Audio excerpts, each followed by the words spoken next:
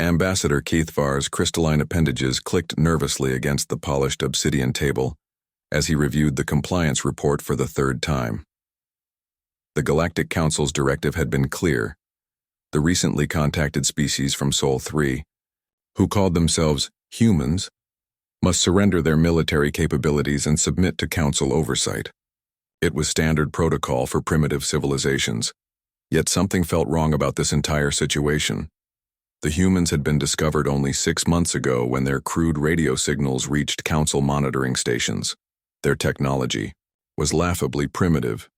Chemical rockets, nuclear fission, binary computing systems that belonged in a museum. The Council's xenobiologists had classified them as Category 7, developing but insignificant. The compliance ultimatum had been delivered with the usual pomp. Supreme Chancellor Vexnari had personally transmitted the message to Earth's various governing bodies. Surrender all weapons of mass destruction, submit to Council stewardship, and accept integration into the galactic hegemony as a Tier 9 protectorate world. The humans' initial response had been unexpected. They had laughed, not the nervous chittering of a species facing annihilation, but genuine hearty laughter that had echoed through the Council chambers when the transmission was played. Several Council members had taken it as a sign of primitive ignorance. Others, like Keithvar, found it unsettling. Then came Earth's formal reply, delivered by a human female who identified herself as Secretary General Chen. She had spoken with a calm smile that never reached her eyes. The United Nations of Earth thanks the Galactic Council for their generous offer. We respectfully decline. Earth will remain sovereign, and we suggest you reconsider any hostile intentions. We would prefer to meet as equals rather than as conquerors and conquered. Chancellor Vexnari had been apoplectic. No primitive world had ever refused Council integration. The response was simple. A demonstration fleet of 50 hegemony dreadnoughts would arrive at Sol 3 within one standard cycle. The humans would witness the futility of resistance and surrender accordingly. That fleet should have arrived 3 days ago. Keithvar's security console chimed with an incoming priority transmission. He accepted it with growing dread. Ambassador, Admiral Zarthek's voice carried an odd tremor. We have a problem. Report, Keithvar commanded, though his translator struggled with the Admiral's panicked clicking. The demonstration fleet, it's gone. Gone? Define gone, Admiral. Destroyed. All 50 ships, no survivors. The obsidian table cracked under Keithvar's grip. That's impossible. The humans have no space-capable military vessels. Our intelligence confirms their most advanced ships barely leave their planet's atmosphere. Sir, you need to see the tactical recordings. The holographic display materialized above the table, showing the Sol system from multiple angles. Keithvar watched as the hegemony fleet dropped out of hyperspace near the fourth planet, Mars, the humans called it. Standard formation, shields, raised weapons powered but not yet targeting Earth. Then space itself seemed to tear. Hundreds of sleek, midnight black vessels materialized around the hegemony fleet like predators surrounding prey. They moved with impossible precision, their formations flowing like liquid death through the vacuum.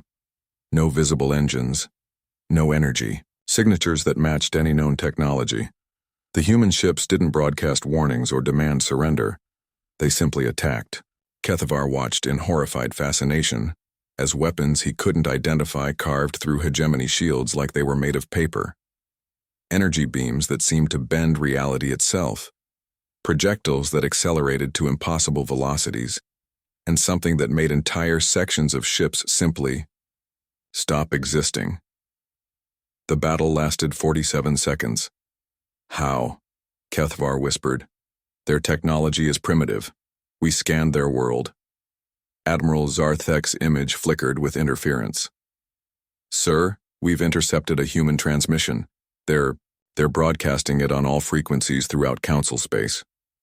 The display shifted to show Secretary General Chen again, but this time she stood on what appeared to be the bridge of one of those impossible black ships. Her expression was no longer diplomatic. Citizens of the Galactic Council, she began, her voice carrying through the translation matrix with chilling clarity. For 6 months, we have monitored your communications studied your technology, and observed your methods. You rule through fear and conquest, believing that technological superiority grants you the right to dominate others. She gestured to something off-screen, and the display showed a massive structure orbiting Earth, clearly artificial, clearly beyond anything the Council's xenobiologists had detected. You assumed we were primitive because we allowed you to see only what we wanted you to see. Earth has been aware of galactic civilization for over a century. We have watched, we have learned, we have prepared. The camera pulled back to reveal dozens of similar structures around Earth and sensors throughout the Sol system that had somehow remained invisible to Council scanners. Your demonstration fleet was not destroyed out of malice but out of necessity. You came to our home with weapons raised and demands for submission. We defended ourselves with proportional force. Chen's smile returned. But now Kethvar understood why it had never reached her eyes. It was the smile of an apex predator. The Council sought our compliance. Instead, we offer you a choice. Withdraw from human space, cease your expansionist activities against other species, and begin negotiations for a more equitable relationship with the worlds you currently dominate, or face the consequences. The transmission ended with coordinates, the location of the Council's primary military shipyard at Kepler 442b. Kethvar's console chimed again. Reports flooded in from across Council space. Massive human fleets had appeared simultaneously at 17 strategic locations. Not attacking, but clearly visible, clearly capable, and clearly waiting. The largest fleet surrounded the hegemony, capital itself. Supreme Chancellor Vexenari's emergency session convened within the hour. The great chamber that had witnessed the subjugation of thousands of worlds now hosted a very different kind of discussion. They've been watching us for decades, Vexenari announced, his usually commanding presence diminished. Our xenobiologists believe they used some form of advanced cloaking technology to conceal their true capabilities. Every scan, every probe, every intelligence report, all carefully manipulated. What are their demands? Council member Jex Lin asked. They don't have demands, Vexenari replied. They have suggestions, a new framework for galactic governance, one based on mutual cooperation rather than enforced hegemony. Kethvar found himself laughing, the same kind of laugh the humans had given when first presented with the Council's ultimatum. The irony was perfect. The Council had sought to demonstrate their power to a primitive species, only to discover that humanity had been demonstrating their own restraint for far longer.